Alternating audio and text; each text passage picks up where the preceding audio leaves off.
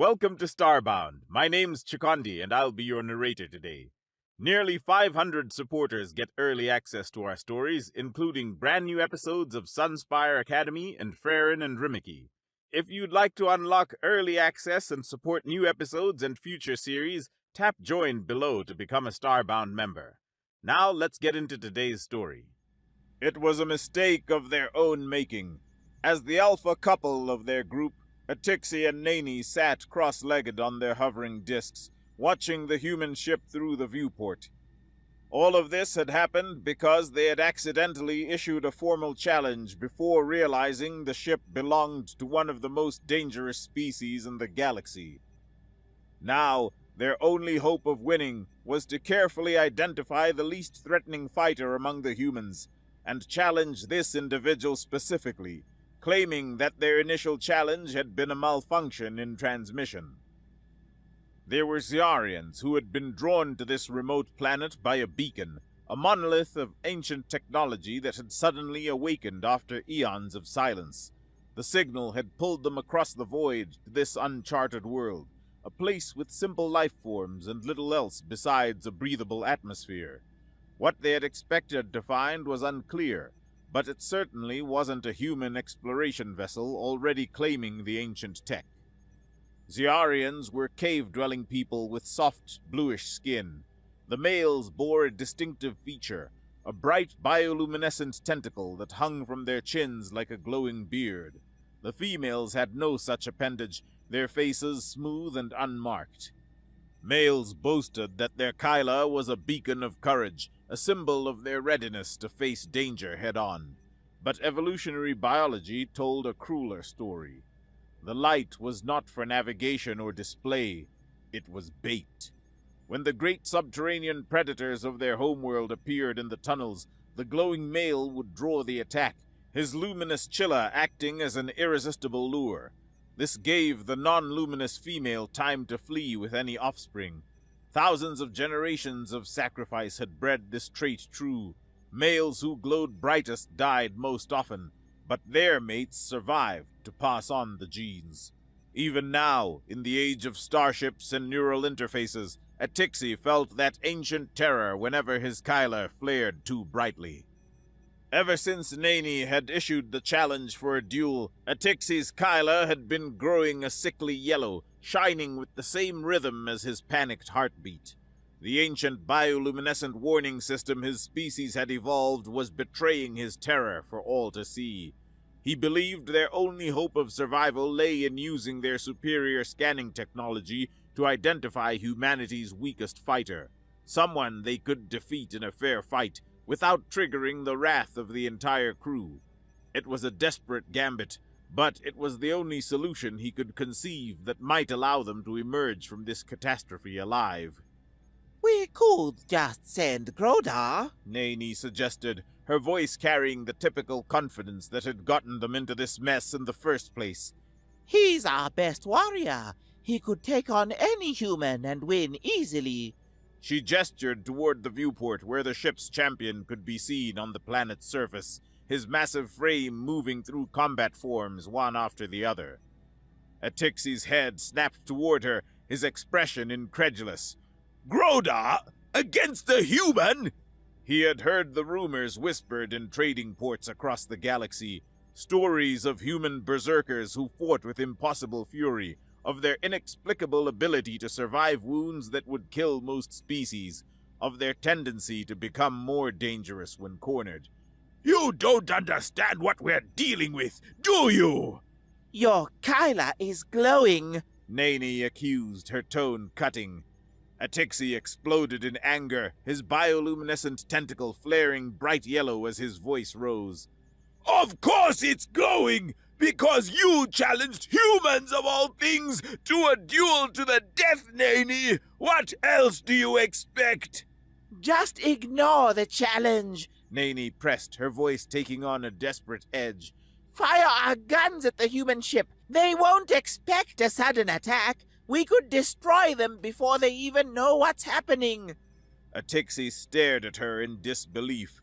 You are trying to get us killed! Humans might not look like much, but they're prepared for exactly this kind of treachery! His tentacle blazed brighter as his frustration mounted. Without waiting for her response, he grabbed the edge of her floating disc and pulled it toward him. I can prove it! Atixi, let go! Nani's face twisted in displeasure, her smooth features contorting as he forcefully dragged her disc toward the bridge. Her hands gripped the sides of her platform, knuckles darkening against her bluish skin as she fought to maintain her balance. This is beneath you! He ignored her protests, his grip firm on her disc as they glided through the narrow corridors of their ship. Once they reached the bridge, he positioned her disc beside the main console and activated the touch-sensitive screen. His fingers quickly moved across the luminous interface, initiating a detailed scan of the human vessel's exterior. Look! He commanded, pointing as the display revealed the truth.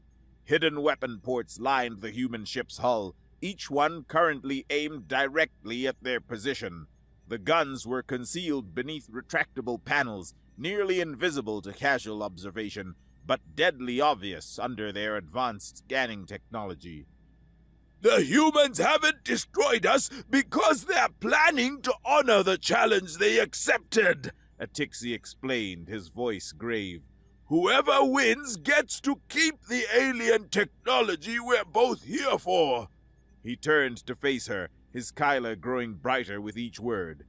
I know my Kyla serves as bait. That's what evolution made it for. But in the age of spaceships, that means little. If the humans fire their guns, you'll be just as dead as me. Nani stared at him for a long moment, her expression gradually shifting from defiance to something more contemplative. Her eyes, which had been blazing in stubborn determination, slowly softened as she processed what he had shown her. The silence stretched between them, broken only by the soft whir of their ship's systems and the distant glow of his Kyla. Finally, she looked away from the screen and met his gaze directly. You're right, she admitted, her voice quieter now. I was following old instincts, the same ones that got us into this mess in the first place. Atixi knew exactly what instinct she was referring to. It was the ancient behavioral pattern that had kept their species alive for millennia. When faced by a predator, create a distraction that would allow the female to escape to safety. The attention-seeking male would use his brightness to draw the creature's focus, becoming the target so that his mate could flee. It was a dance as old as their civilization, written into their very genes. For their species, this behavior was hard-coded, an instinctual response that emerged whenever danger threatened. Both males and females had to consciously struggle against these deeply ingrained patterns, fighting their own evolutionary programming to function in the modern galaxy. It didn't make him like Nani any less. If anything, he understood her reaction perfectly. But it did make him fearful that this instinct would win one of these days and drive her to do something truly catastrophic. Today's challenge had been bad enough. Next time, they might not be so fortunate. He guided her closer, their floating discs automatically synchronizing as they drifted side by side. We follow my plan, he said, his voice steadier now that they were in agreement. We challenge the weakest human we can find, and we use our superior scanning technology to identify exactly who that is. Agreed. Nani nodded, her earlier defiance replaced by focused determination. Let's find our target. Atixi's fingers moved across the control interface, activating their ship's most advanced scanning array. The primary sensor dish rotated to face the human vessel, while secondary arrays emerged from concealed panels along their hull. Power readings spiked as the scanning system drew energy from their main reactors. Initiating deep penetration scan, Atixi announced, his voice taking on the clinical tone he used when operating their most sensitive equipment. Switching to sub-ether resonance frequencies. The display screen turned on, showing the outline of the human ship as a wireframe model, Layer by layer, their scanners began peeling back the vessel's secrets. First came the structural analysis, hull composition, internal bulkheads, and corridor layouts appeared in ghostly blue lines. Then, the energy signatures materialized in brilliant orange, showing power conduits, engine cores, and weapon systems. Impressive shielding, Naney observed, watching the data stream. but not enough to stop our scanners. The biosignature detection came next, and that's when they received their first shock. Dozens of red dots appeared, scattered throughout the ship's corridors and compartments. Then more appeared. And more. The count climbed past 50, then 70, then beyond. That can't be right! Atixi muttered, recalibrating the sensors. Check the readings again! The final count stabilized at 112 distinct human life signs. How is that possible? Naney breathed, leaning forward on her disc. It's a medium-sized vessel. How do they fit so many crew members? Atixi shook his head in bewilderment, studying the three-dimensional model of the human ship. Look at these quarters, He said, highlighting sections of the vessel. They're tiny compartments, barely large enough for a single individual. And here, He pointed to larger spaces. these appear to be communal areas where multiple humans gather. They must live in conditions we'd consider overcrowded. Naney observed. No wonder they're so aggressive. They're packed together like tunnel rats. The biosignature data continued streaming in, creating an overwhelming flood of information.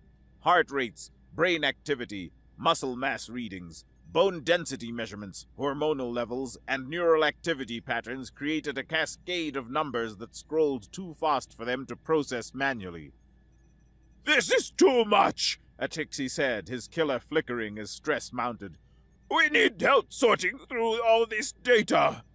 He activated their ship's AI system, a sophisticated program capable of processing vast amounts of information simultaneously.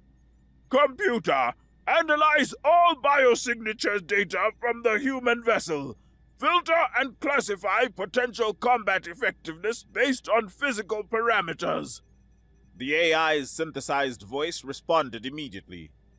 Processing 112 individual profiles. Analyzing cardiovascular capacity, muscular development, neural response patterns, and stress indicators. Estimated completion time, 4 minutes, 37 seconds. They watched as the AI worked, sorting through the absurd amount of data their scanners had collected. The biosignatures were grouped into categories: high threat, moderate threat, low threat. Most humans fell into the high and moderate categories, their readings showing impressive physical conditioning and neural activity that suggested combat readiness. These readings are disturbing. Naney said, studying the classifications. Even their moderate threat individuals show muscle density and reaction times that would rival our best warriors. Finally, the AI completed its analysis and presented its findings. 3 potential targets appeared on the screen, isolated from the rest of the crew by their significantly lower threat ratings. Each was labeled by their first name: Claire, Jimmy, and Buttercup. Buttercup? Naney raised an eyebrow, studying the biosignature data. That name alone sounds weak. Let's examine the others first, Atixi suggested, his finger hovering over Claire's biosignature. I want to understand what we're dealing with before we make our choice. Naney nodded in agreement. Good idea. Better to know all our options. He selected Claire's profile, and the scanning array focused its attention on her section of the ship. The display zoomed in, showing a detailed view of what appeared to be the vessel's food preparation area. Claire materialized on screen as a 3-dimensional character, an elderly human female moving around various metal surfaces and containers. She's old, Naney observed, studying the readouts. Look at her bone density and muscle mass. significantly below the average for her species. And she's in the kitchen, Atixi added, watching as Claire performed what seemed to be routine food preparation tasks. This looks promising. She appears to be some kind of nutritionist specialist rather than a combatant. His words died as they focused the scanner on Claire's hands. The elderly human had picked up a curved blade and was working on something the ship's database labeled as an onion. What happened next made both aliens freeze. The blade moved in a blur of motion, Claire's weathered hands guiding it through accurate, lightning-fast cuts. The onion was reduced to perfectly uniform pieces in seconds, her knife work so fluid and rapid that their scanning equipment could barely track the individual motions. Did you see that speed? Naney whispered, her voice filled with awe and terror. Her reaction time is incredible, Atixi confirmed, studying the readings. And look how precise she is. Every cut was exactly the same size. They quickly moved away from Claire's profile and selected Jimmy instead. The scan shifted to another section of the ship, revealing a young human male in what appeared to be a confined space. Unlike the others they'd observed, Jimmy was seated in some kind of wheeled apparatus. He's restrained, Naney said, leaning closer to the display. Look, he can't use his lower extremities. Atixi studied the readings more carefully. His legs show no muscle activity. Some kind of paralysis, perhaps. This could be our answer. For a moment, they both felt a surge of hope. A disabled human would surely be easier to defeat than their able-bodied counterparts. But as they watched, something extraordinary happened. Mechanical arms descended from the ceiling around Jimmy, and he began manipulating controls on his chair. The arms lifted him upward, connecting him to an enormous mechanical exoskeleton that had been stored in the compartment above. The suit was massive, easily 3 times the size of the human it was designed to contain. Once fully integrated, Jimmy began testing the exoskeleton's systems. The massive mechanical body moved through combat sequences, its armored fists striking practice targets that would have taken tremendous force to dent. The suit's movements were fluid, responding to Jimmy's neural commands as if it were his own body. Both aliens stared in stunned silence before simultaneously pronouncing the same name. Buttercup! The scanning array shifted to focus on their final target, and Buttercup appeared on the screen. They found themselves looking at a human in what appeared to be the ship's engineering bay, surrounded by massive mechanical components and other crew members. "Buttercup!" one of the humans called out, apparently using it as a nickname. The surrounding humans erupted in laughter, their voices carrying clearly through the ship's communication systems that their scanners had intercepted. Look at this! Atixi said, adjusting the audio pickup as they watched the scene unfold. One of the engineers picked up what their database identified as an electric motor, its surface coated in dark grease and mechanical fluids. The human hurled it toward Buttercup, who immediately recoiled. "Ew!" Buttercup exclaimed, dancing backward to avoid the greasy component. "That's going to ruin my skin! Keep that disgusting thing away from me!" The other humans in the engineering bay burst into fresh laughter, some of them doubling over at Buttercup's reaction. One of them called out through his chuckles, "Maybe you should work in the kitchen and help Claire instead." "Kitchen work isn't for me either," Buttercup protested, still backing away from the greasy motor. "Knives are definitely not my thing, and I'm a complete disaster in the kitchen. I can barely operate the food replicators without burning something." More laughter echoed through the engineering bay as the other humans continued their good-natured teasing. Buttercup crossed his arms, looking petulant as the jokes continued at his expense. "This is our target," Naney said, her voice filled with certainty as they watched Buttercup's obvious discomfort around both mechanical work and kitchen duties. "Is Buttercup male or female?" Naney asked, studying the figure on the screen. "And what do you think their real name is?" Atixi tilted his head, examining the human more closely. Hard to tell from this distance. The clothing they wear doesn't give us clear indicators, and human sexual dimorphism is less pronounced than ours. He paused, considering. As for the name, Buttercup is clearly some kind of designation the others use to mock them. Their actual name could be anything. Should we run a detailed biological scan to determine their gender and identity? Naney suggested, her finger hovering over the scanning controls. Does it matter to us? Atixi shrugged, his Kyla dimming slightly as his confidence grew. Male or female, this human clearly avoids physical confrontation, dislikes getting dirty, and admits to being useless in situations requiring accuracy or mechanical skill. That's exactly what we need. Naney nodded in agreement. True.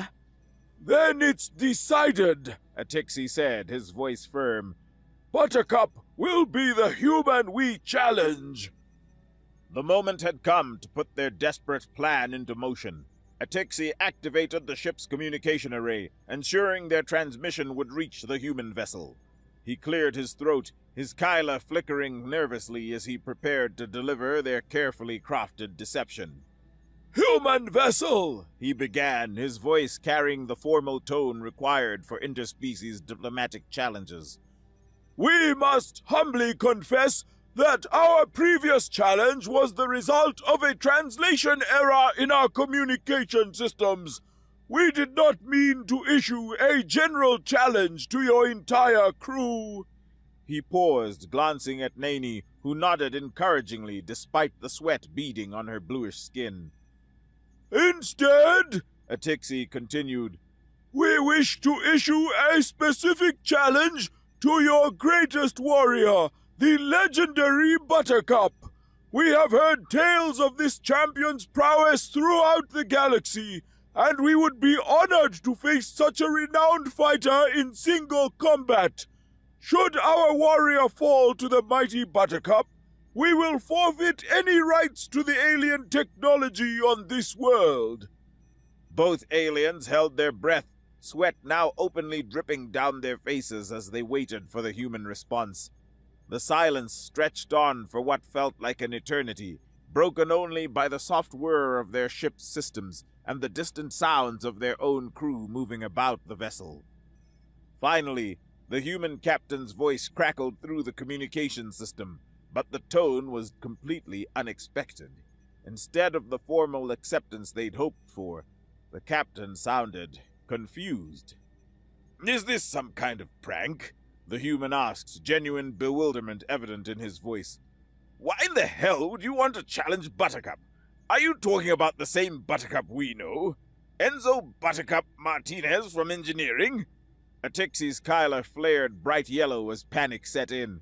The humans were using what appeared to be the individual's real name, Enzo, but they were still employing the same ridiculous nickname the engineers had been using. He forced himself to remain calm and committed to their deception. We know only the legends of the great warrior Buttercup, he stammered, trying to sound reverent. Tales of their combat prowess have reached even our distant homeworld. We will accept no substitute. We demand to face this legendary champion in battle. There was another long pause, during which they could hear muffled voices in the background of the human transmission. It sounded like multiple crew members were having a heated discussion, though the words were too indistinct to make out clearly. Finally, the human captain's voice returned, heavy with resignation and disbelief. This is the weirdest damned challenge I've ever received. He sighed deeply, the sound carrying clearly through the communication system. But if you're absolutely certain you want to do this... The silence that followed was excruciating. Atixi and Naney exchanged worried glances, both wondering if their plan had somehow backfired. Had they been too obvious? Did the humans suspect their deception? After what felt like several minutes of awkward silence, the captain's voice returned, flat and matter-of-fact. Fine. Enzo will face your warrior in battle. We'll get this ridiculous nonsense over with before sunset. Atixi deactivated the scanning array, the screen flickering as he turned away from the console. We need to brief the crew, He said, his Kyla still pulsing yellow, but now more from anticipation than pure terror. Everyone needs to understand what's happening. Agreed. Naney replied, guiding her floating disc away from the bridge controls. If we're going to do this, we need our people unified behind the plan. They glided through the ship's corridors, their synchronized discs carrying them past the various compartments where their crew members were stationed. The ship felt different now, charged with the tension of impending conflict. Other Xiarians looked up as they passed, sensing the urgency in their leader's movements. All crew to the main ramp, Atixi announced over the ship's internal communication system. Immediate assembly required. Alpha priority. The response was swift. Throughout the vessel, Xiarians abandoned their current tasks and made their way toward the designated gathering point. The sound of multiple floating discs floating through the corridors created a low chorus that filled the ship. By the time Atixi and Naney reached the main ramp, most of their crew had already assembled. The space was crowded with floating discs arranged in rough semicircles, all facing toward where the Alpha couple would address them. Grodar's massive form dominated one side of the assembly, his disc reinforced to handle his considerable weight. Naney stepped forward, her voice carrying the natural authority that came from being the alpha female of the group. Everyone listen carefully, She began. We need to discuss our strategy before the duel begins. The assembled crew fell silent, their attention focused entirely on their leaders. Some of the younger Xiarians looked nervous, while the more experienced members maintained stoic expressions. Grodar, Naney addressed their champion directly. you will face the human champion in single combat. The human's name is Enzo, though their crew calls him by the nickname Buttercup. A few of the crew members exchanged puzzled glances at the unusual name, but Grodar simply nodded, his warrior's discipline keeping him focused on the task ahead. This will be an easy battle, Atixi added, his Kyla flickering as he spoke. We've conducted extensive scans of their entire crew, and this particular human is demonstrably the weakest among them. He actively avoids physical confrontation, complains about getting dirty, and openly admits to being useless in situations requiring precision work. Naney moved closer to Grodar, her voice taking on a reassuring tone. We've analyzed his complete biosignature profile. His physical capabilities are significantly below those of their other crew members. His muscle density, reaction times, and stress responses all indicate someone completely unprepared for combat. This human represents our best and perhaps only chance of victory. The gathered crew began to murmur among themselves, their initial anxiety slowly transforming into cautious optimism. Grodar's stance straightened, his confidence visibly growing as he absorbed the encouraging information.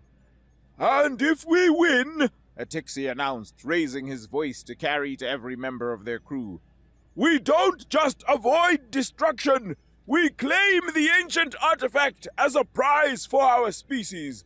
The technology that brought us across the galaxy will belong to the Xiarians, and we'll return home as heroes rather than corpses floating in space. The crew's murmurs grew louder, excitement building as they contemplated the possibility of not just survival, but triumph. Grodar cracked his massive knuckles, the sound echoing across the ramp as he prepared for what seemed like the easiest battle of his distinguished career. Time crawled forward as the sun began its descent toward the horizon. The plain between the two ships had been designated as the battlefield, a neutral stretch of barren ground where the fate of both crews would be decided. Grodar had abandoned his floating disc hours ago, now walking on his own powerful legs encased in gleaming combat armor. Each piece of his battle gear had been blessed by their ship's war priest, and ancient symbols of victory adorned the polished metal surfaces. Atixi and Nani watched from their ship's observation deck as their champion strode toward the center of the plane. His movements were purposeful and controlled, each step demonstrating the disciplined power that had made him their greatest warrior. The setting sun cast long shadows across the battlefield, creating an appropriately dramatic background for what they believed would be their salvation. Where is Buttercup? Nani wondered aloud, scanning the human ship for any sign of movement. Surely they wouldn't forfeit at the last moment. As if summoned by her words, the human ship's ramp descended. What emerged made both aliens question their own scanning equipment. Enzo stepped onto the battlefield wearing nothing but a bright red bandana tied around his forehead and what appeared to be recreational swimming garments. His frame was exactly as they had observed, thin, unremarkable, showing none of the muscular development they had seen in the other humans. Yet the human crew's reaction was baffling. Instead of concern or worry, they seemed superbly excited. Recording devices appeared in their hands as they documented their warriors' march to the battlefield. They cheered and called out encouragement, but their voices carried the tone of people watching entertainment rather than a life or death struggle.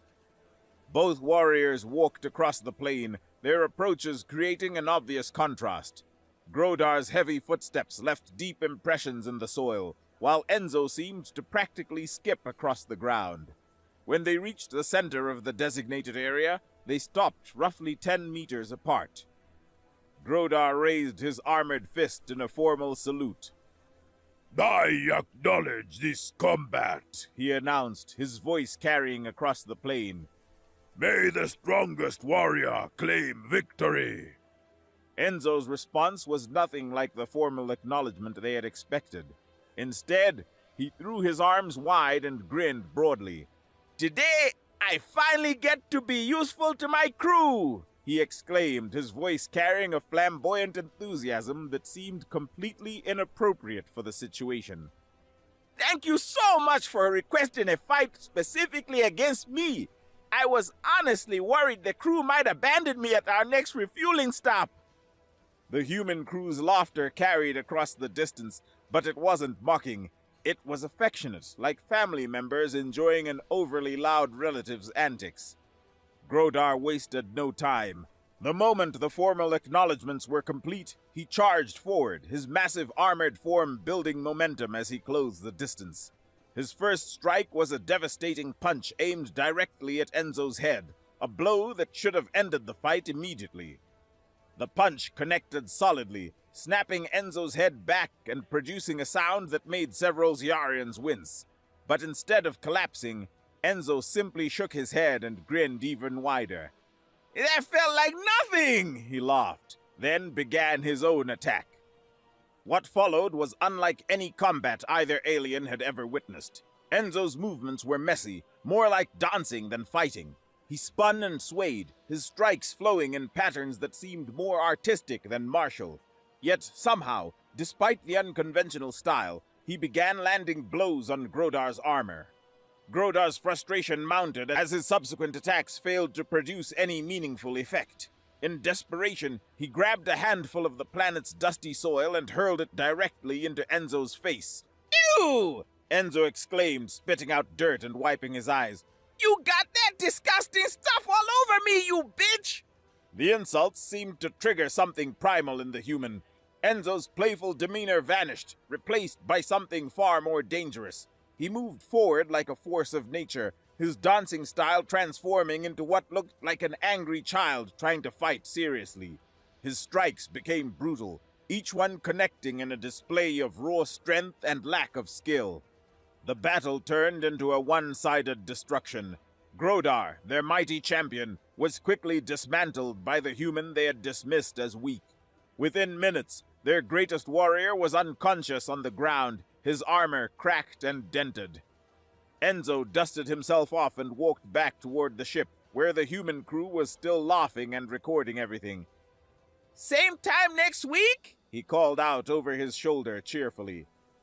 Atixi and Nani watched in stunned disbelief as Earth's supposedly weakest warrior had effortlessly defeated their rigged challenge. The human crew welcomed Enzo back aboard their ship, their laughter and jokes continuing as if nothing extraordinary had happened. The journey back to the bridge felt like a death march. Neither alien spoke as they guided their floating discs through the corridors, past crew members who looked at them with questions they couldn't answer. Once they reached the communication console, Atixi activated the channel to the human captain. We acknowledge defeat, he said, his Kyla dim and flickering. The human captain's voice carried a tone of mild amusement. I figured you might want an explanation, he said before they could ask. You see, compared to your world, Earth has roughly 6 times stronger gravity. Every human on this ship has been living and training under conditions that would crush most other species. It really wouldn't have mattered who you challenged. Even if you had picked one of our children, the results would have been the same. Nani's floating disc tilted as she slumped forward in defeat. 6 times stronger gravity, she repeated hollowly. Your scanning technology is impressive, the captain continued, but it measured our people against your own baseline. What you saw as weakness was just Enzo being the most easygoing member of our crew. He's actually one of our most skilled interspecies communicators. He just prefers engineering work over diplomacy. Atixi felt a strange sensation he hadn't experienced in years. Relief. Despite their crushing defeat, they were still alive. The humans were honoring their agreement, and his Kyla was finally beginning to dim to its normal color. The ancient artifact is yours, he said simply. We will leave this system immediately. Safe travels, the human captain replied. And next time, maybe wait a little and ask a few more questions before issuing challenges. As they prepared their ship for departure, Nani's posture remained rigid on her floating disc, her smooth features set in an expression of frustration. The defeat clearly bothered her more than she was willing to admit aloud.